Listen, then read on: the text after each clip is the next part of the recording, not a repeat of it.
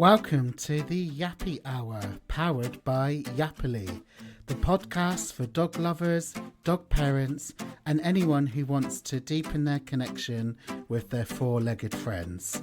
I'm your host, Nathan Dunleavy, and I'm so excited to bring you our very first episode. Today, I'm joined by Andrew Hale, a man who has truly revolutionised the way we think about dogs and their behaviour. With a background in human psychology, Andy takes a unique approach that focuses not just on dogs, but on the powerful emotional connection we share with them. It's called dog-centered care, and trust me, it will change the way you see your relationship with your dog. In this conversation, Andy and I dive into the emotional roller coaster of dog ownership. We talk about why guilt, stress, and even joy can shape how we interact with our dogs, and how our understanding our own emotions can help us create a happier, healthier bond. Whether you're a first-time dog parent or you've been around dog for years, you're going to take away so much from this chat. So grab a cup of tea, settle in, and let's get started. Welcome to the very first episode of the Yappy Hour podcast, powered by Yappily. I'm your host, Nathan Dunleavy. I'm absolutely thrilled to be here today, although I'm a little bit nervous. The Yappy Hour is all about helping dog owners, especially the newbies, navigate the wonderful and sometimes chaotic world of dog ownership. We'll be covering everything from breed-specific advice to dealing with sensitive dogs, to the importance of early desensitization to things like the groomers and vet visits. We've got guests lined up to chat about everything from puppy training to the human side of dog ownership, because let's be real, we're all slightly obsessed, right? To kick things off today, we've got such an incredible guest joining me. Joining me today is Andrew Hale, someone who's not only highly respected in the dog world, but also brings a fascinating perspective thanks to his background in human psychology. Andy is the founder of Dog-Centered Care, which is all about understanding dogs as individuals and meeting their unique needs with compassion. But what's really interesting is how Andy bridges the gap between human emotions and dog behavior, helping us as owners see how much our emotional worlds are connected to our dogs' well-being. It's a truly transformative approach that has inspired so many dog owners and professionals alike. Andy, thank you so much for being here with me today. You're my very first guest, so no pressure. How are you doing? Yeah, I'm good, and thanks for having me, Nathan. And it's a real joy to be here, and an honour to be your first guest. So thank you for thinking of me. You're most welcome. Firstly, Andrew, could you just tell us a little bit about yourself and your background, please? So I'm a I'm a certified behaviourist here in the UK. I live down in Devon with my husband and three wonderful doggies, and we live on the beach down here, so it's a very nice place to live. So we have a very lovely life. I've been working with dogs for I don't know, about 15 years, I guess, and before that, I've got a human psychology and therapy background, and everything's kind of connected, really, for me, Nathan, because as we'll kind of unpack a little bit today, a lot of what I've always been interested in is thinking about the individual's lived experience, whether that's the human or the dog or whatever. So there's a lot of crossovers. I'm the behavioural consultant for Pet Remedy, and Yes. I know you're a partner with Pet Remedy, and I love what we're doing with Pet Remedy because the company's really thrown themselves into this notion of supporting people's understanding of emotional well-being, regardless of the species. So Pet Remedy goes broader than dogs. It looks at horses and cats and even reptiles. I have the wonderful Daniela Beck doing work with us on reptiles. So that's the thing for me. So it all connects in. Brilliant. Thank you so much. Andy, I'd love to start with your journey. How did your background in human psychology then lead you into the world of working with dogs? Well, it didn't directly. And as far as I share this quite openly, but I had quite a tricky period in my 30s. I had a breakdown, and a big one. And there's nothing like a breakdown which invites you to reappraise a lot of things. And it just goes to show you, Nathan, I think you can know a lot of stuff about something, but it doesn't mean you're not immune to it. And that's the difference between having an academic view on stuff and then the actual feelings, the emotional side of it, because the two can be very different. So that was an important change in my life, really. And as I worked my way through that, it got me thinking about how I wanted to do things differently. Sadly, my father passed away during that period. And so it was my mother and I was absolutely devoted to my mother.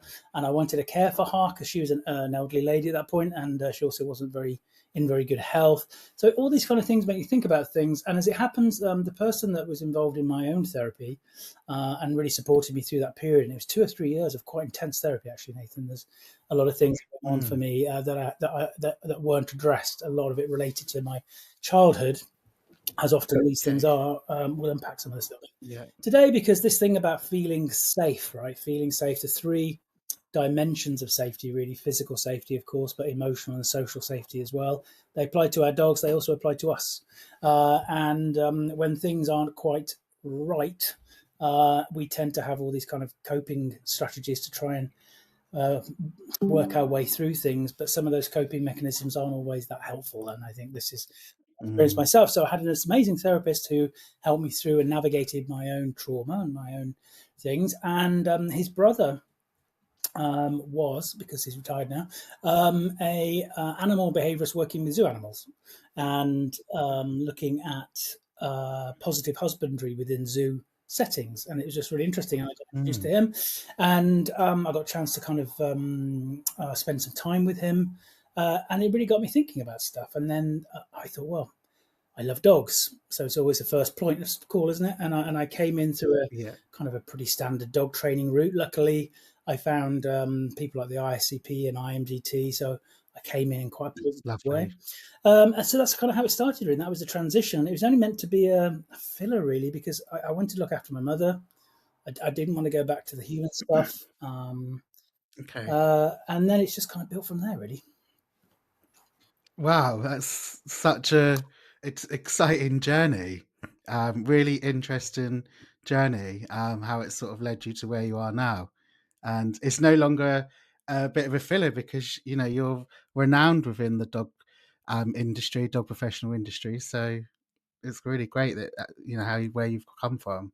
I think we all have a story, Nathan. I think it's important to look at these things, and I do a lot of stuff for supporting fellow colleagues with emotional health, and also You do. mentoring and coaching and all that kind of stuff. And especially now, I think after about 15 years of working, I think I'm just about in the right place to offer something to others. And it does take a time. I look back on these things, and it's been a journey for sure. And I think for me, there is 2 really important things for any trainers that might be listening. This might be the case for anybody, I think. But the first is our success is often built on the generosity of those around us.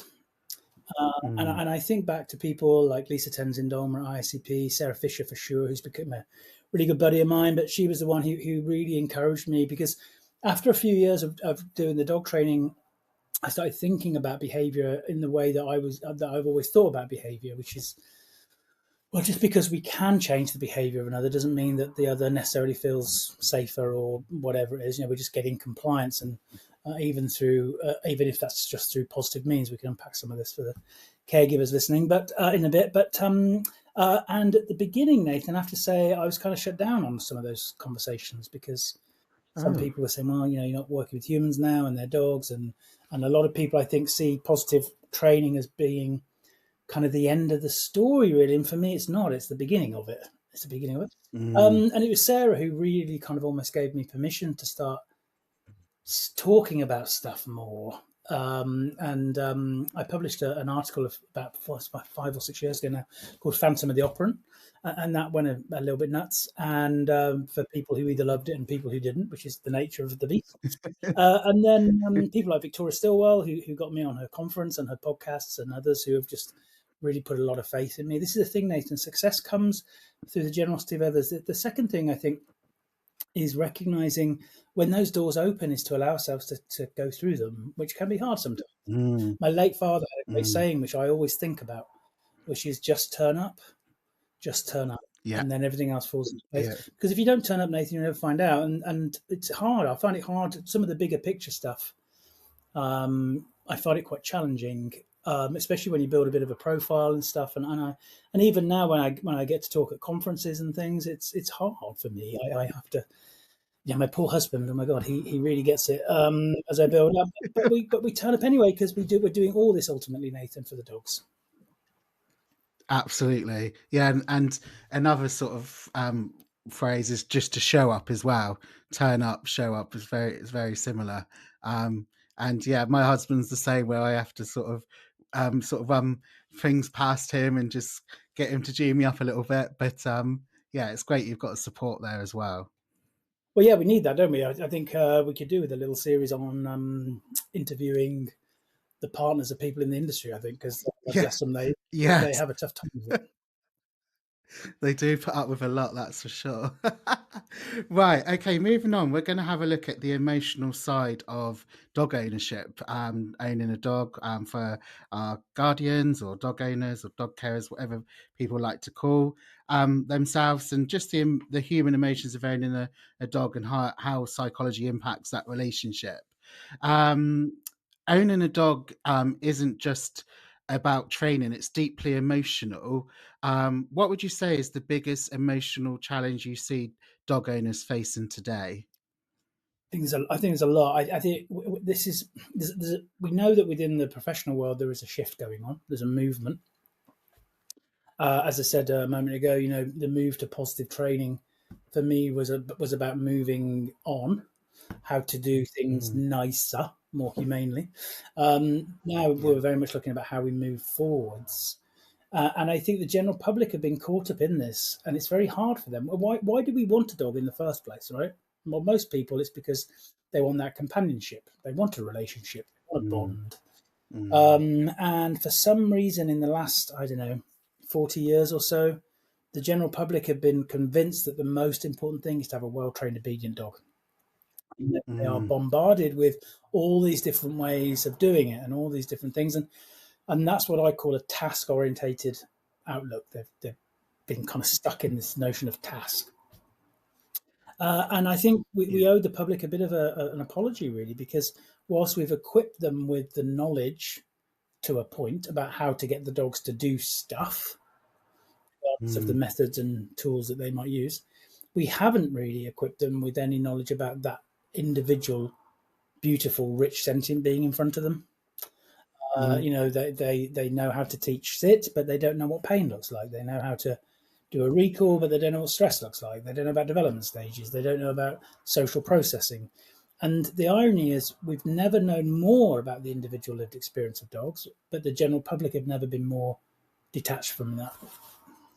It's hard for absolutely. them, and the emotions they have then are tricky because, but they're the same. The thing is, we could be having exactly the same conversation now, Nathan, about parents and human children. The pressures of Yep. society on that child to perform, to behave, to be what some kind of conformist norm might look like, and it's very hard Mm, for parents when you have a child who doesn't fit that. And it's hard for the and the same with the dog owners, dog carers, and you're pulled in so many different directions. We all have our own conditioning and our own biases and our own history of whatever it is that makes us see the world we do. And then we also feel societal pressure. A lot of my clients, when I work with them, I specialize in what people might class as aggression. Don't like the term very much, but we know what mm, that means. mm, And a lot of these dogs are what people might call dangerous dogs. And there's a lot of mm, there and a lot of expectational stuff, a lot of assumptions about what others expect from them, a lot of feelings of guilt and shame and embarrassment. There's a lot of pressure there, I think. And then the general public are seeing their dog through the wrong lens because they're constantly mm, trying to get the dog to not do stuff or to do stuff without recognizing the animal's ability to do stuff. mm. It's about more awareness, isn't it, and education. Now there needs to be this more sort of shift around. making owners more educated, things like canine body language and, like you say, recognizing pain, etc. Yeah, because I think this is the key. I think there is. I think many dogs are struggling with life a little bit, mainly because of awareness Mm, of those around them. And mm, I did think, Nathan, up until I don't know, up until maybe 5 or 6 years ago, that we turned a bit of a corner with professional understanding and ethics and accountability. And then I think something happened, especially with the kind of explosion of social media during COVID, and people turned to that side of mm, things. So it's even harder for the general public, because it's okay as saying, well, we need more awareness, we need more education, but from who? How do the general public now? Obviously, Yappily provide a great service because they're taking away a lot of, as much as we can do, the kind of the roulette of that, because it's hard.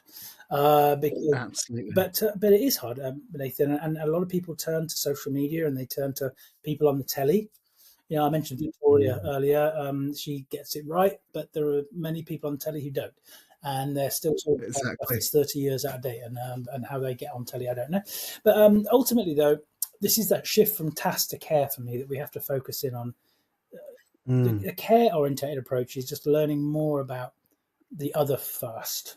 So I might have expectations about you if you were working for me, or my dog, or my husband, and that's fine because we have those. You can't not have that. But if we're not finding out whether they are able to do the task, if how they are feeling, how they are coping, what they're trying to communicate, we're constantly shutting them down, that communication. mm, And my biggest mm, niggle really is when we understand the importance of for social species of secure attachments, and how important that is to be able to feel heard with those secure attachments and feel safe to communicate emotional need, and physical need mm. and social need.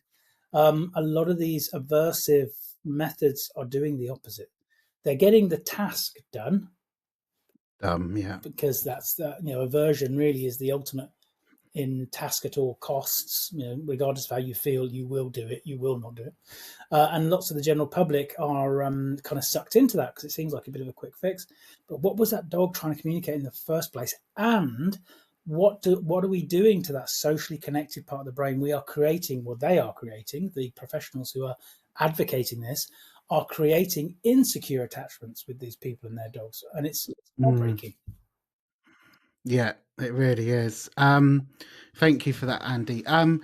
My next question is around obviously human emotions, whether stress or frustration or even joy impact the way our dogs behave or respond to us.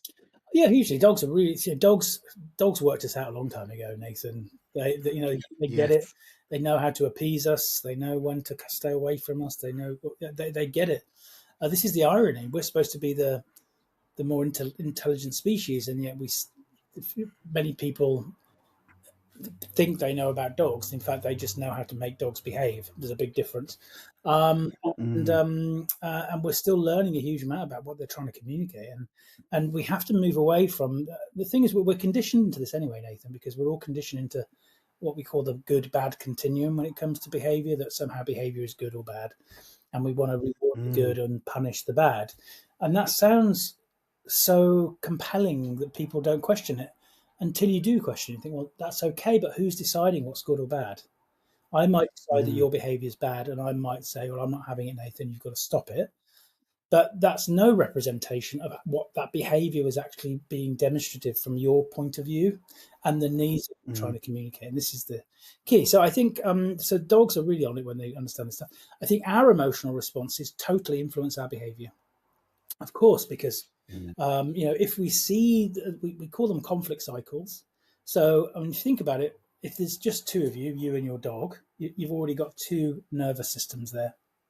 But if you've mhm, got more dogs, and if you've got more people in the family, you've got multiple nervous systems that are all trying to regulate, that are all trying to feel safe. So if you have a misunderstanding, if that dog's behavior triggers something in you and creates that kind of elevation in you, which triggers your response, which is anger and frustration, then you get stuck in mm, that kind of conflict cycle. Yeah? And I was working. I've shared this many times on different things, but it was a really powerful thing for me. I worked with a guy who used to, when his dog was barking at other dogs, he used to hit the dog with the end of this long leather lead, and he used to hit him on Oh the bum, gosh. right? And I work in a way where, for me, I start off with thinking, everything's okay, even if my judgy brain thinks, well, that isn't okay.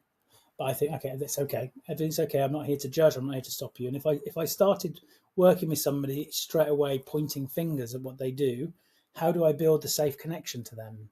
And the problem is, Nathan, sadly, I think there are some on the positive side who are a bit like that, and I totally get it. Like, well, Mm, hang on, that's really horrible. You don't want to do that. But we have to think to ourselves, um, what is our purpose? If my purpose is to elicit some behavior change in the caregiver, not the dog, I need the caregiver to start seeing what the dog's emotional experience potentially is so we can support the dog better. If I mm, just point the finger at the client straight away, there's a chance that already I'm going to get into potential conflict with them, or they might not do it while I'm around. They're not going mm, to change their behavior when I'm not. So what's the point? So we worked in the way that I like to work, which is just really understanding the caregiver first.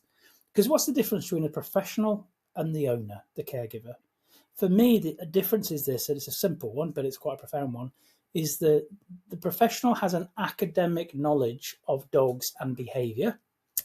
The yes. caregiver has a lived experience of that dog through their lens, that particular person's Yes. lens, their own life experiences.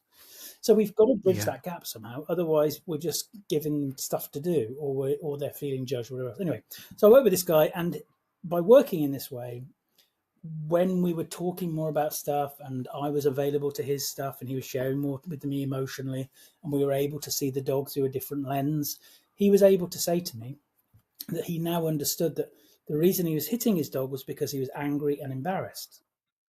Mm, So that it was profoundly deep for him and for me when he said it, because I felt like crying when he said it, because he was a really, what I class, a blokey bloke.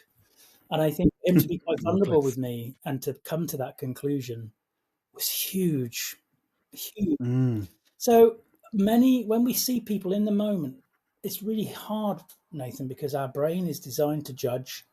We're all, yeah, when people say, well, I don't judge, but that kind of line, because we all do judge. You can't not, because your brain has to make those judgments around the world around us to feel, well, does this feel safe or not? So it's always making judgments. What we have to learn is to change our relationship with those judgments and not let them drive our responses. But it's mm, hard. So if you're driving along and you see somebody being a bit rough with their dog, it's really, our brain's like, oh, you're being horrible, you must be a horrible person. But in the moment, that could be just a snapshot of that moment. When we're working professionally with somebody, I genuinely believe we have to put some of those judgments behind us a little bit, because we have to turn up in a more yeah. neutral way. Otherwise, we're never going to get those best outcomes. Definitely, definitely. Thank you. I'm often my little saying is that we could all be, as humans, we could all be a bit more dog, be mindful because dogs very much live in the moment, and I just love that sort of analogy that we could just let's just take a leaf out of their book and just sort of live in the moment and be more dog. That would be amazing. That would be lovely. I think the thing is, for me, about emotions is uh, the most important to me is that everything's okay to feel it. It's okay to feel anything. It's okay to make those judgments. It's okay to whatever. It's about how Yeah. over time we come to peace with that. We come to peace with things. We change our relationship. We change our relationship with our own trauma. We come to peace with things that happened maybe even 20 or 30 years ago. We come to peace with stuff. And I think this is an important thing when working with dogs. This is why this topic is so huge, Nathan. So huge. Wonderful people like Mm, Sindor Pangal talks very deeply about this side of things. And um, traditionally with dogs, when we were in the task orientated mindset, which is training, focus, compliance, getting dogs to do stuff, whether you were punishing or rewarding, doesn't matter, but it's still that mindset. It was kind of a bit mm, easier because the caregiver and even the trainer didn't have to go there about emotional stuff. It's just like, yeah, we can get the dog to do this or not do this. And one professional might prefer to do it in a more positive way, the other one might be a more punitive way, but it's still the kind of same vibe, really, which is getting the dog to do stuff. this way of working in a more empathetic, compassionate way, we have to connect to the caregiver as well. They've got their story, and so do we as a professional. This is why I'm so keen on supporting professionals with their own emotional safety and health, because the term we use is the range of safety. The dog has their physical, emotional, and social safety needs. So does the Mm. caregiver, the client, if you like, and so do we as the Yeah. and where we all kind of meet in the middle, that's the range of safety. And so it's kind of, we have to look at what our skill sets are now. We have to have more of an Mm. idea of communication skills. We have to have a better idea of having to do really good observations, not just of dogs, but of the client too. So there's a lot there for Mm. us to go into. But the good thing is, we don't have to necessarily go off and do a psychology degree or go off and do whatever else. We just have to think about our own lived experience. We know Yeah. that when we judge somebody else, we're taking that judgment based on limited information. But when we think about Mm. our own behavior, guess what? It's complicated. We know it is. What we say about humans is that we all love to judge, but we all hate to be judged. Yeah. That's It's true. just been a bit more humble, I think, that, and giving ourselves Yeah. grace, because we all get it wrong Mm.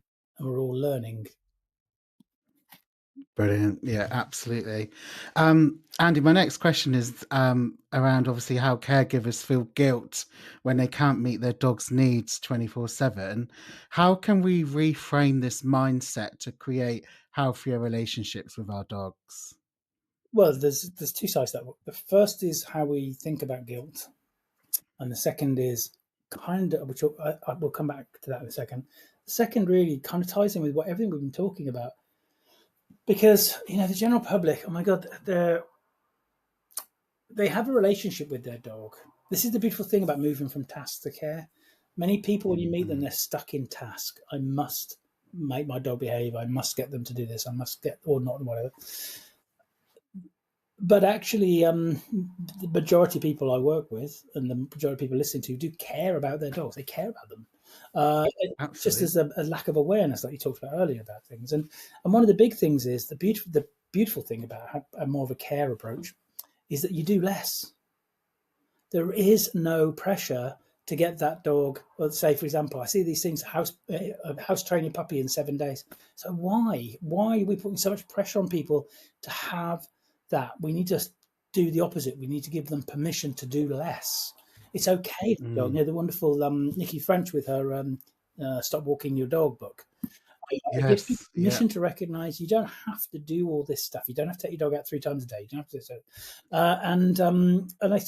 So I think we've got to empower caregivers to recognize that Mm. actually building that relationship, spending quality time, just being is okay. Dogs, for Yeah. me, it's about the emancipation of dogs. And the biggest freedom is to give them the freedom to behave. Mm. And that doesn't mean permission to just run amok, but it does mean that they can just be dogs, right? They can behave, and they can behave in different ways. A lot of my clients, when I work with them, a lot of the pressures they put on them, they've got, are actually they put on themselves, and I have to release them and let them think. Actually, that's not a big problem, though, is it really? The thing about guilt, more generally, Nathan, is important, because guilt can go one of two ways, and especially when people do get that level of awareness. So when they realize, oh, actually, my dog isn't being naughty, my dog isn't being dominant, my dog isn't being difficult, my dog isn't being challenging. Actually, my dog is stressed. Actually, my dog's in pain. Actually, my dog is struggling. Actually, my dog's just going through adolescence, or whatever it is. They often feel guilt then because of what they've done in the past with the dog.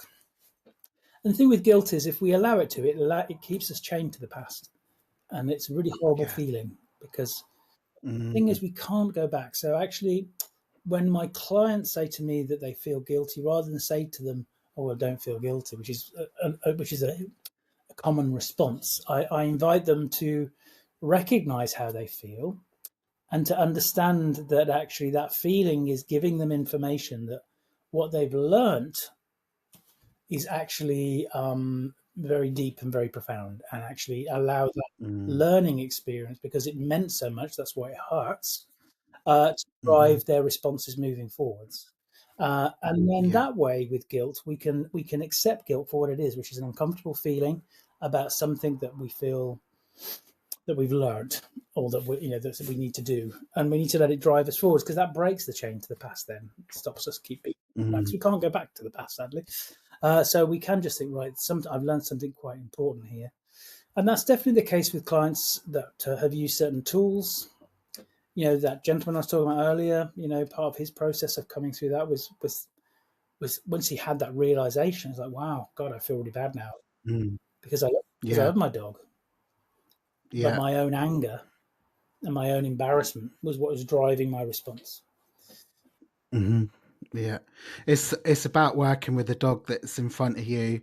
I think as owners, we're conditioned to we must walk our dog twice a day for an hour each day, but it's actually okay to have a day off. To have a rest, and in really less is more, and that's really important, isn't Especially when we there? control so much of these animals' lives. I think we we have the three A's: awareness, acknowledgement, acceptance. And when we support somebody through awareness, and then that awareness of recognizing the dog struggling, and they might not be dealing with that physically, emotionally, socially, or whatever. And then when they acknowledge that, the acknowledgement is the sticking point for many people, and that can be guilt. Guilt can be a big one that stops acknowledgement. But so can their own Mm. conditioning, Nathan. The fact I remember working with a lady going back who was like, "Well, I get all this, but like I say to my children, you can feel what you like, just don't show it." Now, Yeah. when she said that to me, I thought, "Wow, bloody hell, I wouldn't want to be your kids." But that's based on her own condition. This is the point, Nathan. We're all a unique combination of our own genetics, our own traumas, our own secure and insecure attachments, our own lived experiences, our own learning experiences, and that's how we perceive the world. That's how we see the world. Mm. But if we get people Brilliant. through acknowledgement into acceptance, so now they accept the dog they have, they accept the situation they're in, that Yeah. actually unlocks the advocacy part of the brain. We see this a lot Mm. with parents with human children who have various kind of challenges in life, and when they understand more, when they're more aware of their child's needs and condition, and then when they acknowledge Mm. that and they accept it, now they can advocate. And the good thing about advocacy is it's a good shield to the judgments of others. Most of our problems, Nathan, many caregivers, guardians' problems, is the perceived, and I say perceived because we make assumptions sometimes, because who knows what other people are thinking, but the perceived or the assumed judgments and expectations of others, whether that's people Mm. directly, like neighbours and family, or more widely society. When we then I Yeah. think, actually, do you know what? I know my dog now, and I've had some help from a professional, and I get that they're stressed, and I get they can't do it. Even if the Mm. dog is behaving in a way that others might think, well, that's bad behaviour, we now know that's because my dog's struggling.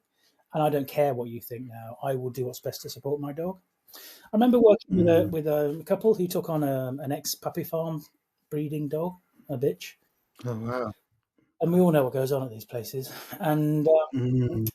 this dog was just not able to cope with the outside world at all. And when I went and met them, highly responsive to anything in the environment. Mm. And it was pretty clear to me that this dog had gone from horrendous places to this beautiful property with this wonderful walled garden. Nathan, it was like something of Oh. those kind of mm, kids adventure programs, with the little gate at the end of the garden kind of thing. It was just beautiful. Oh, wow. I said to them, "We're not Lovely. going to bother walking this dog at all. That's the plan." And they were really shocked by it. And comes back to Nick amazing, but because they were like, "Well, we've got to take the dog out." I said, "Yeah, but your dog isn't coping with it, and we're going to just focus on no walks, just being at home." And within about 4 to 6 weeks of doing hardly anything, the dog started playing more in the Mm. out of the blue. The dog started playing. The dog was being more affectionate because that stress of the outside world wasn't there. And every so often we revisit parts of the outside world, but the dog just isn't going to get it now. The approach might be, well, we must make the dog cope with the outside world. If you're a good trainer, Andy, the dog should be able to. Well, yes, if I wanted to make the dog behave on the walk, I could probably make the dog behave.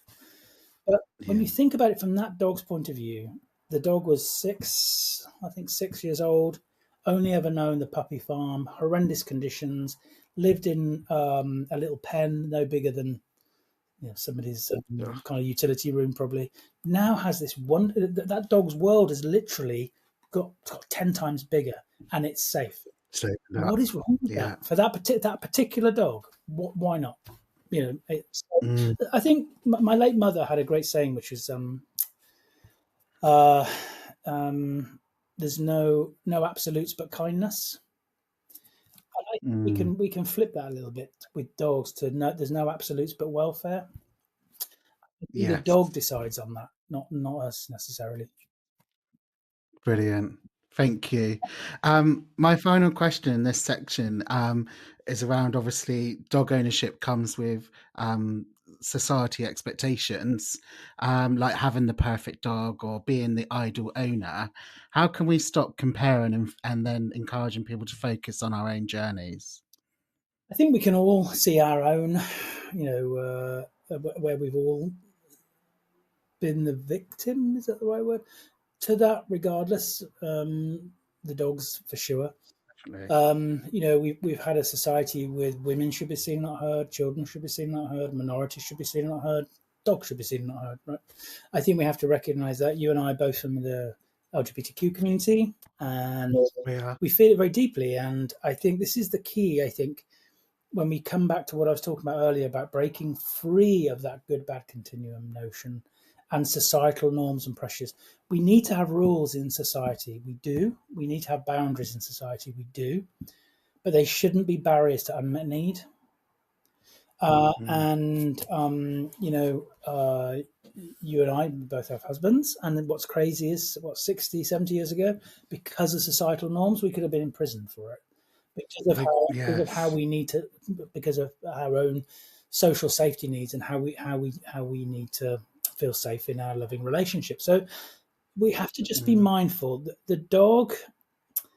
My big kind of focus is on social processing because mm, we're a social species and feeling socially safe is crucial. Socializing is not about what happens on the walk with the dog; it's what happens in the house. It's about that connection they have with the caregiver. We all know ourselves about what happens when we feel unsafe in relationships, when we feel we can't communicate need, and so many of these dogs, from a young age, actually, are finding it hard to communicate in a safe way, and it creates mm, behavioural challenges, which then, guess what? We now have to have a training option for. Well, if for me, uh, that first 12 months of a young dog's life has to be completely rethought in what we're equipping the general public with. Also, how we go about working with reactivity and aggression has to be really rethought because you forget about punishment, but even reinforcement, we have to understand the coercive potential of reinforcement. Just because mm, if we're going into a situation where we're already thinking, right, that dog's behavior is the problem, therefore we need to change it, and we're going to use food to get a different behavior, that's fine. But not if the dog still doesn't feel safe and doesn't feel relief for what they're trying to communicate. We see mm, exactly the same with humans. When I was working with humans and especially people with social anxieties, most of them could pinpoint back to adolescence when they were forced into mm, social situations they didn't feel safe with. Now, this phrase I'm going to share with you now is one of the most damaging, but we hear it all the time with children and we hear it with dogs. And the phrase is, well, they've got to learn. They've got to learn, right? And it's said with good intention. There's a saying which is the path to coercion is often laid with good intention. Thing is, what do they learn? That child who's forced to come down to be social, that child who's forced to go to do things at school or go into open changing rooms or whatever it is. Um, Many people do muddle through that, but do they learn to be more socially safe? I would argue most don't. What they learn is to mask better. They learn to push the mm. emotions to one side. They learn Suppressing it. suppressing it, and they learn that if they don't have a voice. And it's the Mm, same with dogs. From the moment they come into our homes, we are just putting all this pressure on them to have to kind of do stuff. So it's hard, and this is why I think these conversations we need to kind of release the general public a little bit and move away from the usual discussions and arguments about methods and tools, Nathan. It's about a different Yeah. mindset for the general public to see their dog differently, to see their dog how they kind of see them. Actually, it's just that they've been told that somehow the dog has to perform in a certain way. Mm, mm. Brilliant. Thank you, Andy. Our next session is all around, obviously, a dog-centered approach. We're going to dive into dog-centered care and the balance of meeting the dog's and the owner's needs. So my first question for you is that your philosophy focuses on the dog experience. How does this approach also benefit the owner? Well, it's freeing, I think, is the best thing. The thing about task approach, because all dog centered care, that title, if you want to call it, that I love that title. well, I've taken it really from child centered care and patient centered care. So because uh, if we look at what's happened in the past, I get a lot of my information, a lot of the stuff that I really get excited about from the progressive side of child educational psychology and development, and then seeing what Mm, threads we can pull over. Because there are many of us who have been further traumatized, really, by the attempts at others when we were younger to make us behave. mm, And whether that, if you go back far enough, when you think about things like the Borstal system, when you think about how we used to treat people with neurodivergence, especially autism, how many, when they're adults now, say that was even more traumatizing for me because I was being made to have to communicate in a certain way or made to have to do this. So what happened in the human psychology side of things was there was this development of a child-centered care approach. So regardless of what mm, we know about children, in inverted commas, what about this child? This child and what they need to do to feel safe and navigate the world on their terms. So that's what I've tried to bring over as a vibe to dog-centered care. And it's not putting the dog as supreme. I think we have to recognise the client in this as well, and the humans. I say human.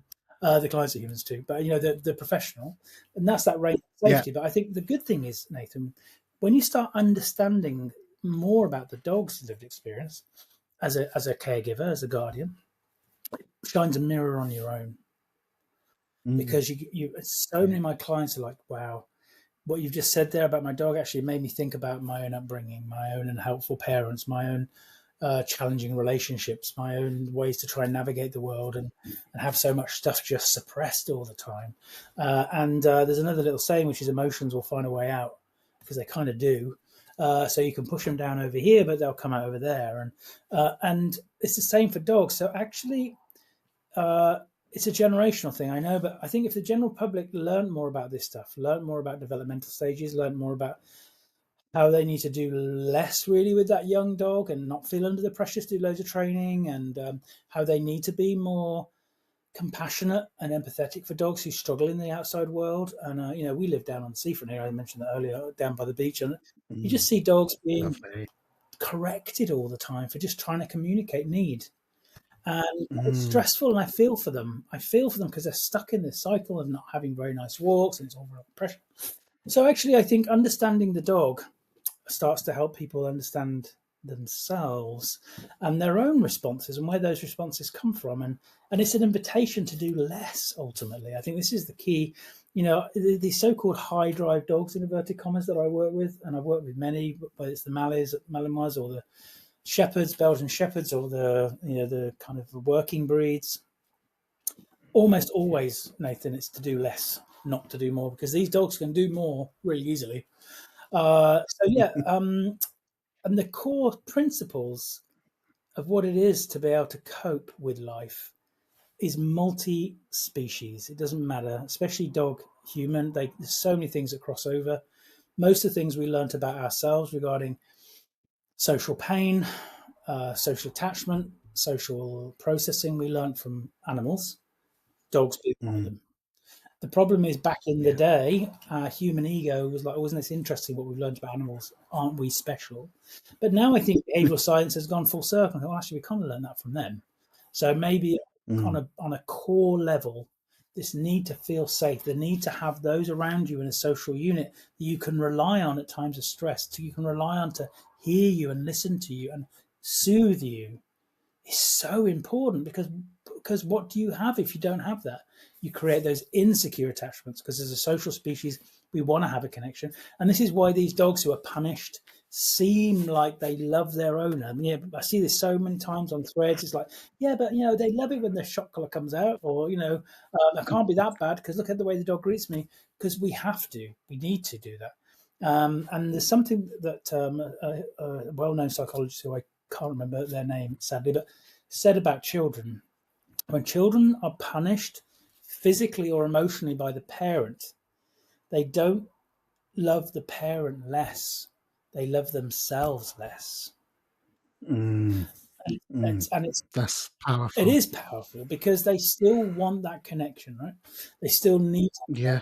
that. And so yeah, I think luckily my group, dog centre care group, huge amount of caregivers in there. I call them expert caregivers, many of them, because they've done the train more stuff, and then they've realised, actually I've got to connect more, I've got to listen more.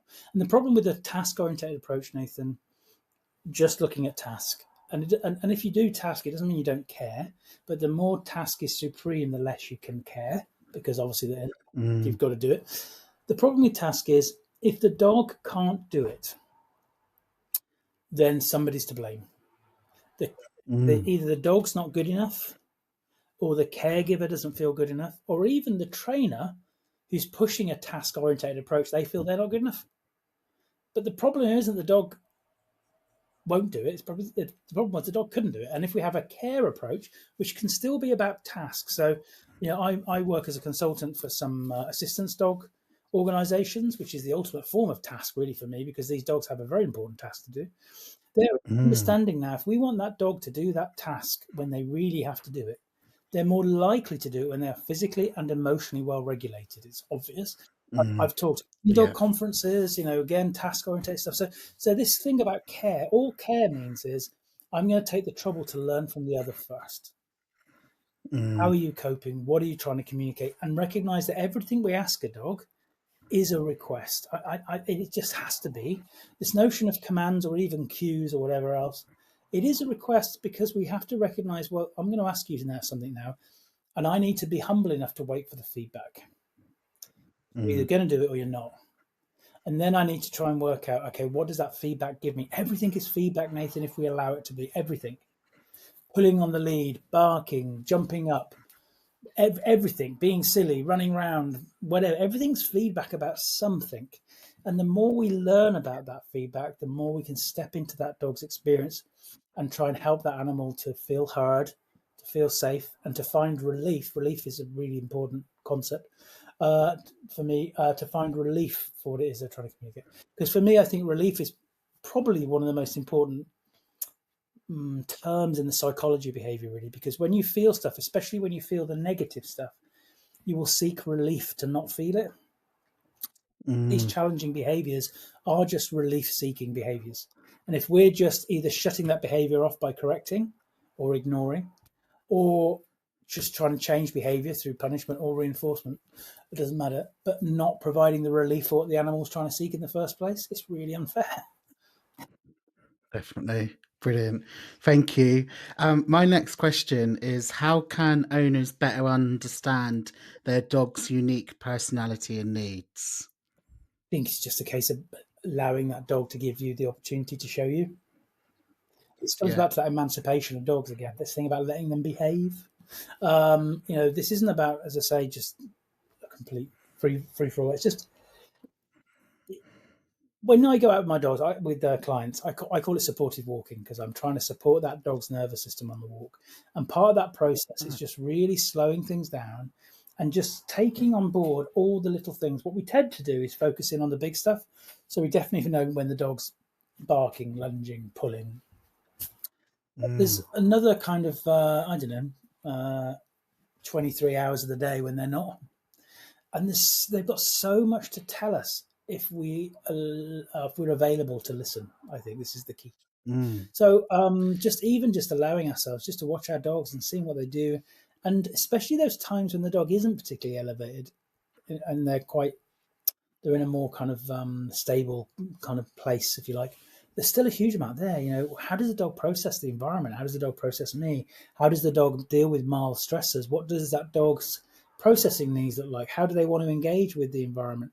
When are they looking for exits? Processing engagements and exits are three really important observational things that we need to learn from the other, because those three things we know from humans and animals are key to feeling safe.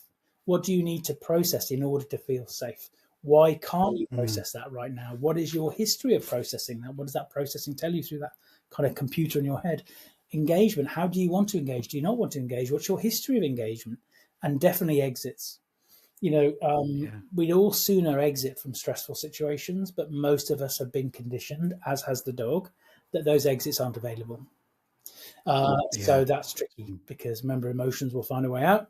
It's just a case of being, and we don't have to learn a lot about body language either. I think learning about body language is really cool, but a lot of the stuff the dog will just do because it's their thing to do.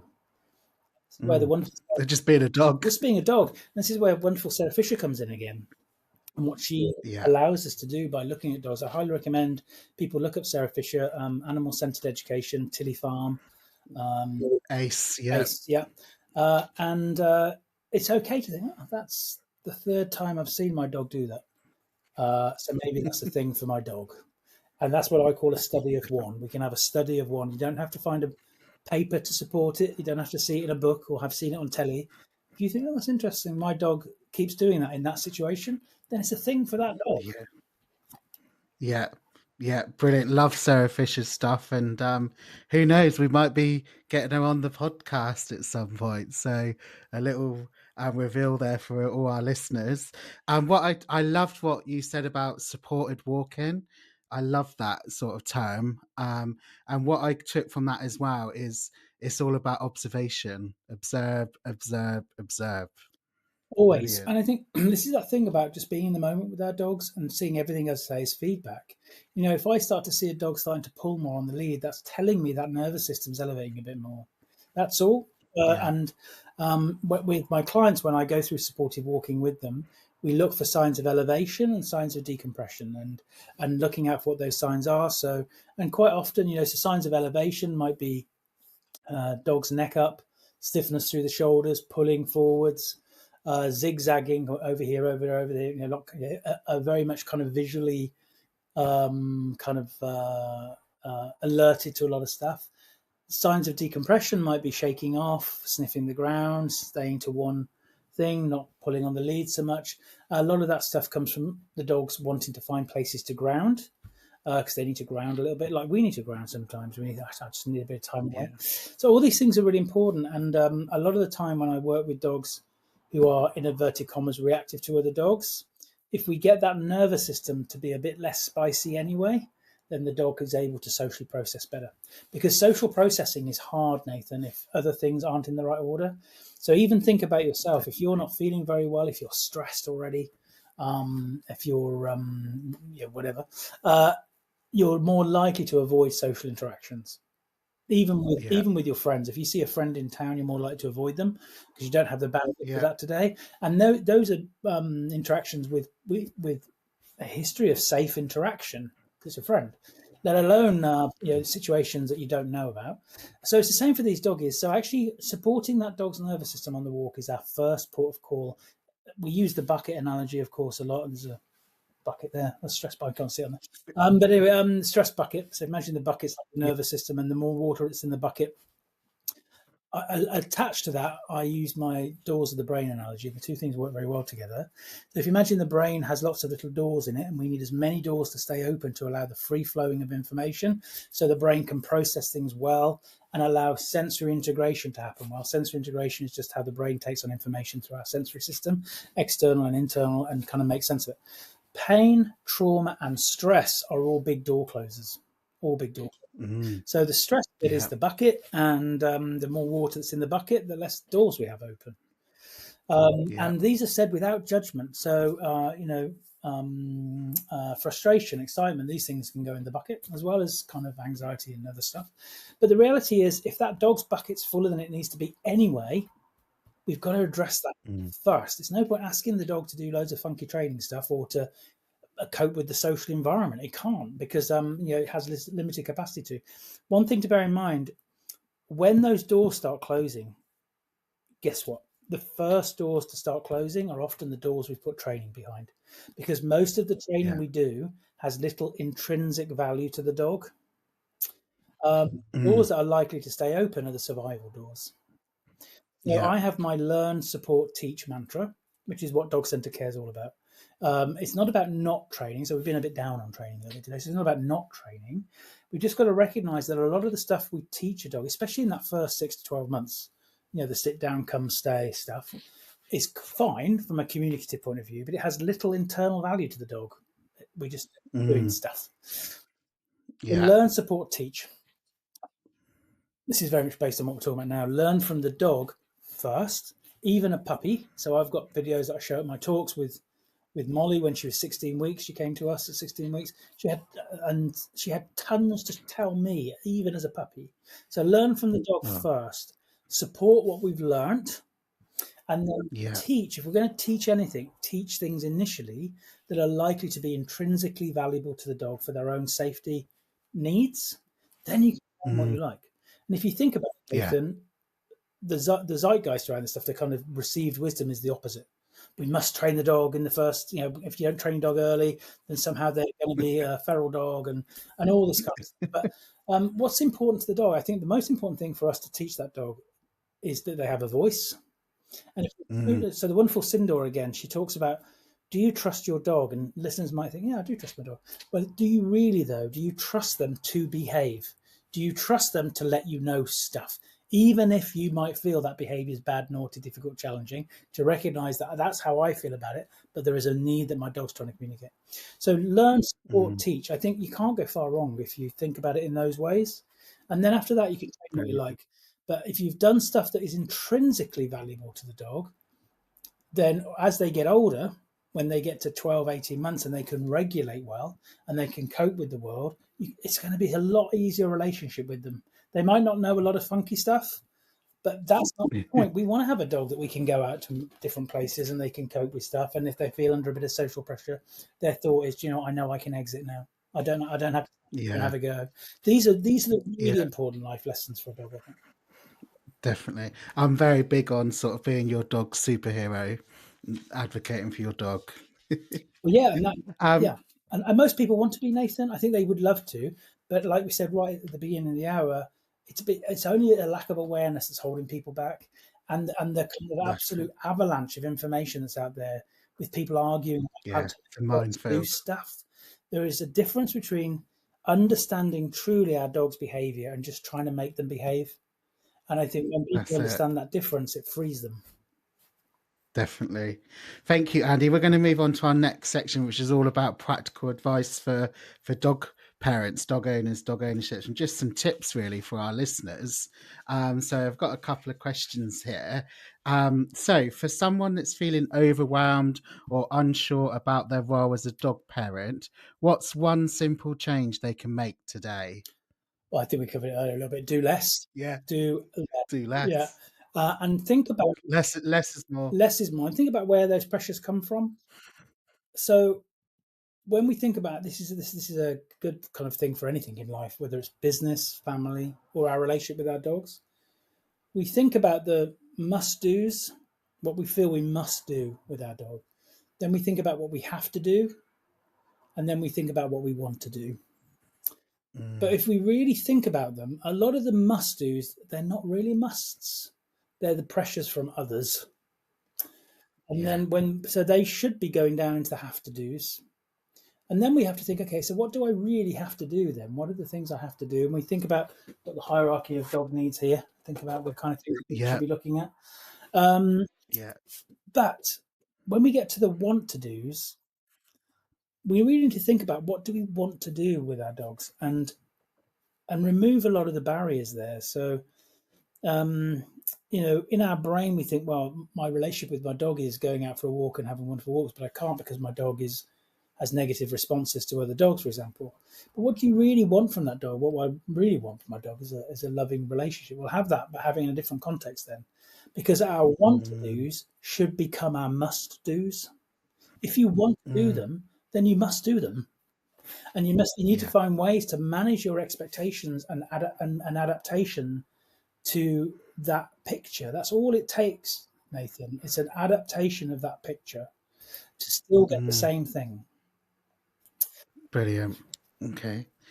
All right. So, what are the signs that an owner's emotional state might be impacting their dog, and how can they address it? I think it's more. I think it's more about us, really. I think Mm, our own emotional state, as we talked about earlier. Um, when we're finding ourselves getting very angry, when we're finding ourselves getting very frustrated, when we're dreading doing things, then I think we have to start thinking about some of the stuff we just talked about, actually, and how we manage that and how we look at changing that. One thing I will say is, um, how can a dog really listen to us if we're not providing solutions that help them to feel safe? If we're yeah. finding ourselves in situations where our dogs are really, affecting us, and that's affecting our response back. Um, uh, there's a principle of emotional relevancy. We need to be emotionally relevant to our dogs ultimately, and all that means Yeah. emotional relevancy is, um, if you're trying to communicate to somebody and they keep shutting you down or ignoring you, correcting you, it's going to come a point where you're going to think, well, you're not going to be my first port of call. So we've created an insecure attachment there. I remember being down the seafront a little while ago, and there was two ladies there with these two little dogs, and the two little dogs were like, rah, rah, rah, rah, and they were just stood there talking to each other. And one was saying, "Oh yeah, mine's a rescue," and the other one's saying about this. What are those dogs learning about their need to find an exit, or their Mm, ability of the caregiver to help them in that moment? And it's a big shift, and it's mm, amazing, Nathan. Even just by acknowledging our dog's behaviour can go a huge way. Arthur, who's my older dog, he finds things a bit tricky sometimes. So if he has a woof, he has a woof, and I'm like, okay, I hear you, buddy. I hear you. It's exactly what I say to him. Come on, we're going to find our exit. It's just transformative for that dog's brain to think you've heard me. So I think we have to be really mindful of that. Definitely, how you feel is also very important, and to mm, be mindful of what we project. So we call it projecting, what we project onto our dogs, not only about our own emotions, but also, you know, our own conditioning. How much of that we're projecting onto this dog? He's just trying to survive, like all of us, right? And trying to communicate their yeah. needs. Yeah. Brilliant. Okay. What's the one piece of advice you wish every dog owner knew? Oh, well, one piece of advice. I think, on a general level, that dominance really is not a thing. Not in the Absolutely. way that dominance is a complicated thing, but definitely not how they want to. But I think I think the thing is, what I really want them to know is something about themselves. Actually, this freeing ourselves from that good bad continuum, freeing ourselves from the conformist norms around the expectations around behaviour, and recognise that Mm, most of the people listening now will have been damaged themselves through that process. I shared yeah. with on a podcast going back a while about because with my trauma as a child, it affected me. And the thing about trauma, Nathan, nothing changes with trauma around us. This is the key. So, what changes is our perception of what's around us. It's Mm, happened to us. It didn't. It's not about the environment, and it's our perception of things. And my perception of my family and school and friends changed because of my trauma, and that affected my behaviour. And my school took quite a punitive approach there, and I ended up getting the cane.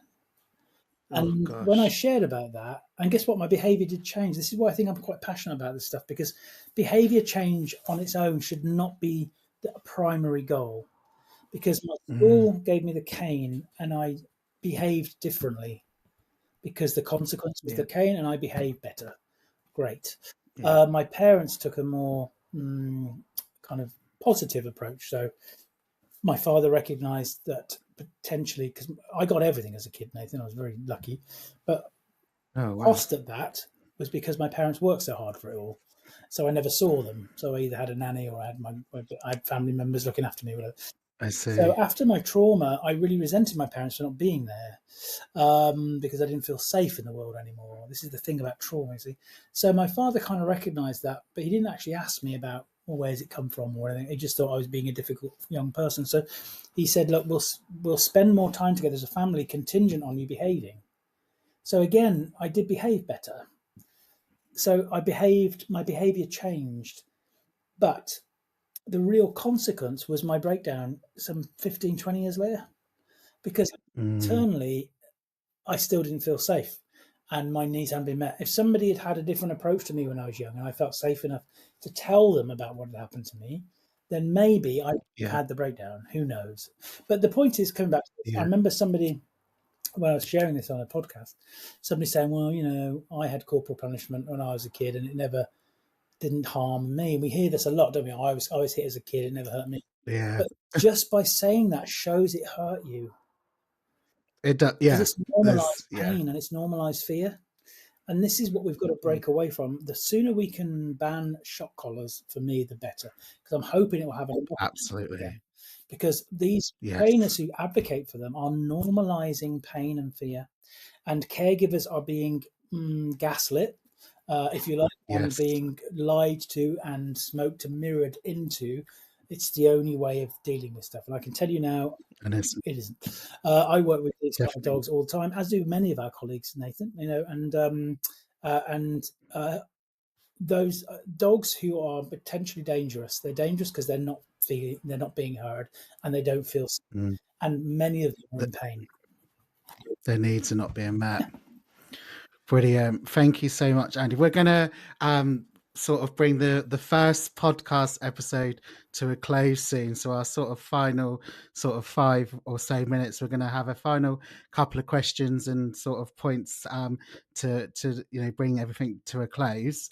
If I could ask you, Andy, is there a story from your work that stands out, a moment that reminded you why the emotional side of dog ownership is so important? I think the story I shared earlier was one that really Yes, the earlier does one. share out with, just stand out with me. But also, people have heard me talk about a poo story. And I've talked A poo. Apu, yeah, Apu. You didn't have Apu, it Yeah. was Apu. And that is a case that will always stick with me. It's a case study that I've shared at conferences and stuff, because we've got a lot of footage of this dog. But it just shows me the extent to which some people will go to. Apu was 6 years old when I met him. He'd spent 5 years of his life either tied up or in a pen in Spain. 2 years without any human contact, just people throwing food in for him. That was it. He had a Oh, bite God. history. But this couple were on holiday and they fell in love with him, even though he wanted to eat them. And they built a compound in their garden, Nathan. It wasn't like a kennel, it was like a zoo, really, because they Wow. couldn't have him in the house. So when I met them, they were having to wear bite sleeves and bite trousers. And he Wow. was a Right. big dog, like the size of a bear. And these are cases that come along, and the caregivers were just so committed to this dog despite his behavior. They saw beyond that. It's such a great lesson to everybody, I think.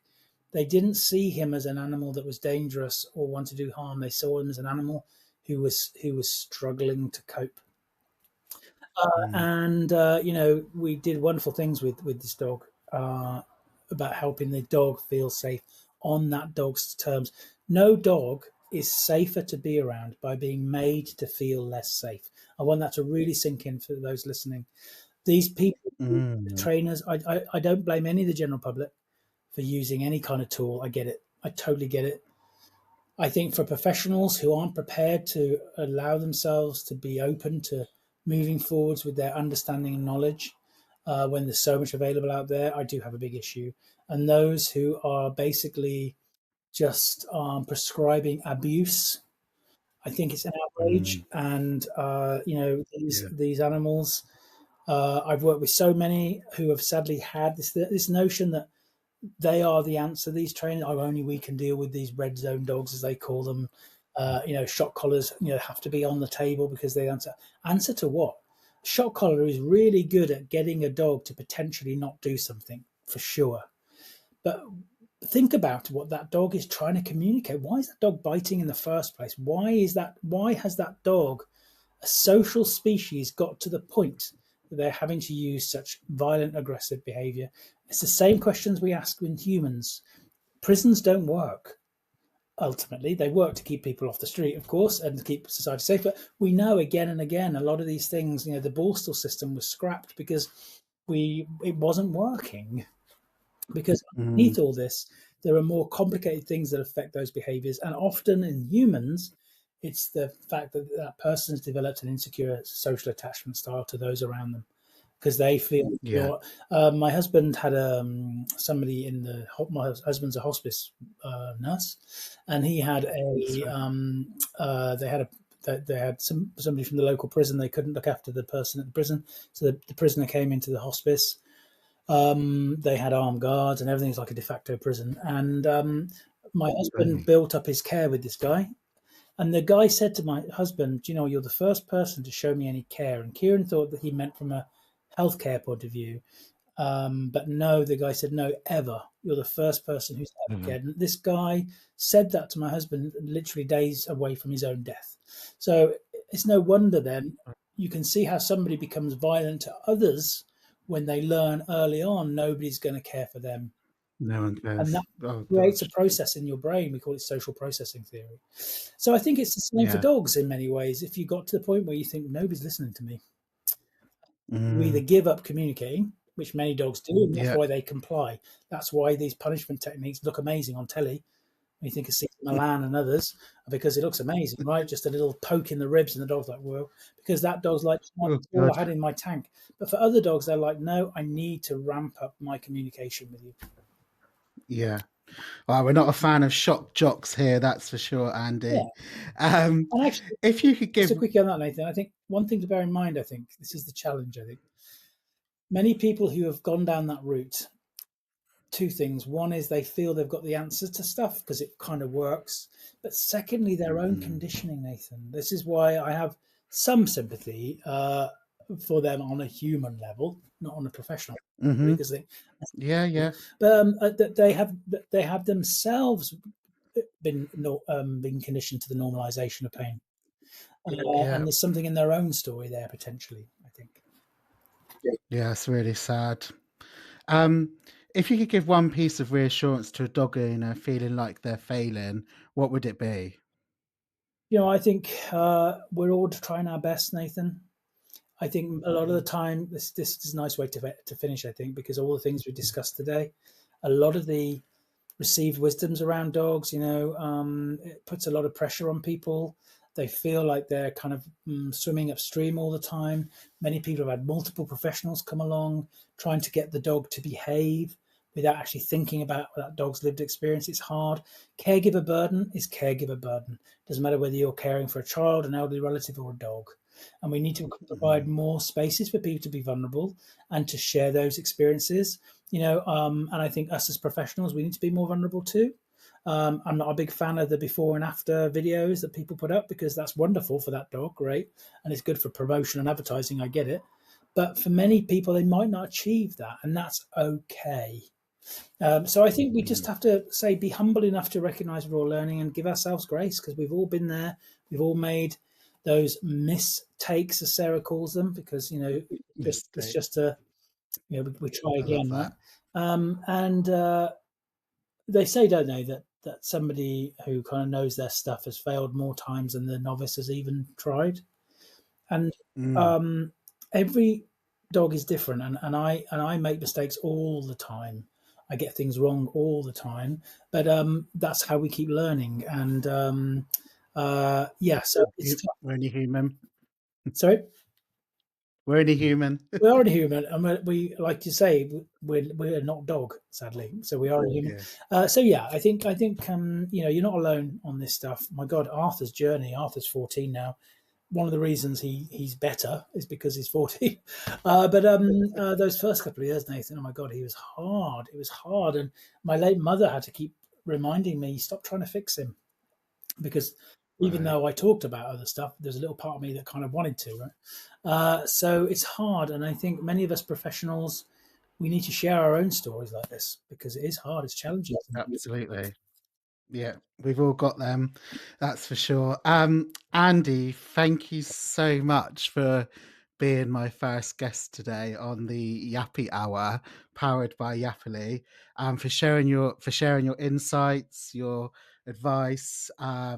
How can our listeners find out a little bit more about you? Do you want to just share where they can find out more about you, please? So there's a couple of groups on Facebook, if you're on Facebook. Dog Centre Care, which is the more dog focused one, and the emotional well-being in animals is another one, which is more about animals more generally. That's done Yeah, in partnership with Pet Remedy. that's right. And also the YouTube channel, which is where all my conversations are. There's about 100 plus there, looking at all sorts of things from neuroscience through to kind of ethology and attachments and all this kind of stuff. So there's a lot of great content there. That's Dog Centre Care again on YouTube. But if you go to www.dogcc.org, that's where you'll find a lot of my stuff and links to these other things as well. Perfect. We will put all of those in the show notes as well. As I said, this was our first episode today of the Yappy Hour. We've got some cracking guests lined up for our listeners. I did do a little bit of a review earlier. We might have the amazing Sarah Fisher on at some point. Watch this space. But we've got a renowned separation anxiety specialist expert. We've got a gun dog, get my words out, and spaniel specialist. We've got a scent work specialist. We've got a few vets that are coming on as well. So we've got lots of different guests lined up. One final question. Two final questions, if I may, Andy. I've just mentioned some guests that we've got coming on. Is there one person you could think of that we should look to invite onto the Yappy Hour? Well, there's too many to mention. Well, Sarah is one. Sindor as well. Robert Fulton Yeah, Taylor, if you want to go deep on the science, I think there's a lot of good brilliant. people out there. A lot of good. Lots of people, yeah. We've got lots of great people lined up. So finally, Andy, if dogs could give us one piece of emotional advice, what do you think they'd say? Shake it off. In the words of Taylor Swift, shake it off. Shake it off. I think that's it, isn't it? Shake it off, because I think that's a good one to finish on. Brilliant. Thank you so much again, Andy, for joining me as my first guest for the first ever episode of the Yappy Hour powered by Yappily. Thanks, Nathan. Thank you. What an incredible conversation with Andrew Hale. I hope you enjoyed it as much as I did. Andy's insights into the emotional side of dog ownership and how our own feelings can influence our dogs were truly eye-opening. Here are a few key takeaways from today's episode. Number 1. Understanding that dog ownership is an emotional journey. Andy highlighted how feelings like guilt, stress, and even joy can impact our interactions with our dogs, and how important it is to be kind to ourselves as dog parents. Number 2. The concept of dog-centered care, which reminds us to see the dogs as individuals with their own unique personalities, needs, and emotions, meeting them where they can transform our bond with them. Number 3. Finally, Andy shared practical advice on how to balance our own needs with our dogs, reminding us that it's okay to embrace imperfection and focus on building a happy, healthy relationship. Andy, thank you so much for sharing your wisdom and helping us to see the deeper emotional connection we have with our dogs. I can't think of a better way to have kicked off the Yappy Hour. If you found this episode helpful, please consider leaving a review or sharing it with a fellow dog parent. It really helps us to reach more people who care about their dogs as much as you do. And don't forget to subscribe so you don't miss out on future episodes where we'll continue exploring all things dog related, from training tips to fascinating stories and expert advice. Thanks for listening, and I'll see you next time on the Yappy Hour, powered by Yappily.